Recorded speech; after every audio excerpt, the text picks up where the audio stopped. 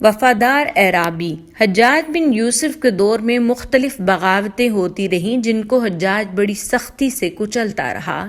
بغاوت کی مرتکب ایک قوم پر اسے غلبہ حاصل ہوا تو اس نے فوجیوں کو حکم دیا کہ ان سب کو قتل کر دیا جائے۔ جلادوں نے قتل کرنا شروع کر دیا۔ جب ایک اعرابی باقی رہ گیا تو نماز کا وقت ہو گیا۔ حجاج نے اپنے ایک سالار اور متعمد قتیبہ بن مسلم کو بلایا اور کہا کہ یہ شخص آج رات تمہارے پاس رہے گا، کل اسے ہمارے ہاں پیش کیا جائے۔ قتیبہ بن مسلم کہتے ہیں کہ میں نے اس اعرابی کو اپنے ہمراہ لیا اور گھر کی طرف چل دیا۔ راستے میں اس نے مجھ سے بڑی لجاجت سے کہا کہ قتیبہ، اگر تمہارے اندر کوئی خیر کا جذبہ ہے تو میں ایک بات کہوں۔ میں نے کہا ہاں بتاؤ کیا بات ہے؟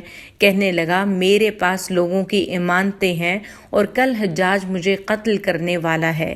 کیا ایسا ممکن ہے کہ تم مجھے گھر جانے دو تاکہ میں لوگوں کی امانتیں واپس کر دوں، حقداروں کا حق ادا کر دوں اور جو کچھ مجھے لینا دینا ہے اپنے ورثاء کو بتاؤں؟ میں رب العزت کو اپنا کفیل بناتا ہوں اور وعدہ کرتا ہوں کہ میں کل واپس آ جاؤں گا۔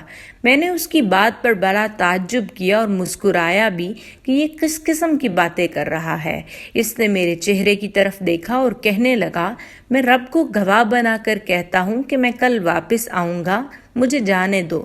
میں مسلسل انکار کرتا رہا کہ یہ کیسے ممکن ہے کہ میں تمہیں چھوڑ دوں اور تم واپس آ جاؤ گے۔ اس شخص کا اصرار جاری رہا اور مسلسل میری منت سماجت کرتا رہا حتیٰ کہ مجھے اس پر ترس آ گیا اور اعتبار کر لیا۔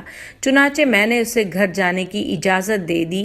جیسے ہی اسے اجازت ملی وہ فوراً اپنے گھر روانہ ہو گیا اور ادھر اس کے جانے کے بعد مجھے پچھتاوا لگ گیا کہ یہ میں نے کیا کر دیا، اسے کیوں چھوڑ دیا۔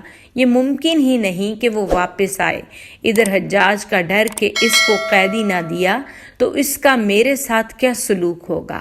بہرحال وہ رات میری زندگی کی سب سے بھیانک رات تھی جو مسلسل غم اور مناجات میں گزری۔ اگلے دن صبح سویرے ہی میرے گھر کا دروازہ کسی نے کھٹکھٹایا۔ میں فوراً باہر گیا، دیکھا تو وہ اعرابی دروازے پر کھڑا تھا۔ میں نے اس کو دیکھا تو میری جان میں جان آئی۔ پوچھا کہ واپس آ گئے ہو؟ کہنے لگا ہاں تمہارے سامنے تو کھڑا ہوں۔ دراصل مجھے اعتبار نہیں آ رہا تھا۔ اس نے کہا جب میں نے رب العزت کو اپنا کفیل بنایا تھا تو واپس کیسے نہ آتا؟ میں اسے ہمراہ لے کر حجاج کے پاس حاضر ہوا۔ قیدی کو میں نے دربان کے پاس چھوڑا۔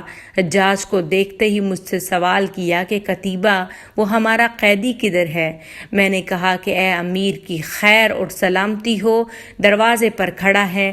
میں دروازے کی طرف لپکا اور اس کو حجاج کی خدمت میں پیش کر دیا اور رات والا واقعہ بھی بیان کر دیا۔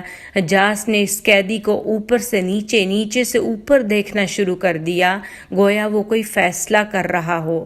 اچانک حجاج کی آواز گونجی، یہ قیدی میں نے تمہیں بخش دیا، اب جو اس کے ساتھ سلوک کرنا چاہو تمہاری مرضی ہے۔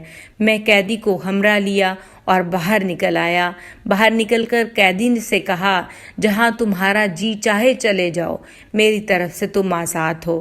اعرابی نے آسمان کی طرف چہرہ کیا اور کہا کہ اے اللہ تمام تعریف تیرے لیے ہی ہے اور تیرا ہی شکر ہے۔ اس کے بعد اس نے نہ کوئی دوسرا کلمہ کہا اور نہ ہی میرا شکریہ ادا کیا اور ایک طرف چل دیا۔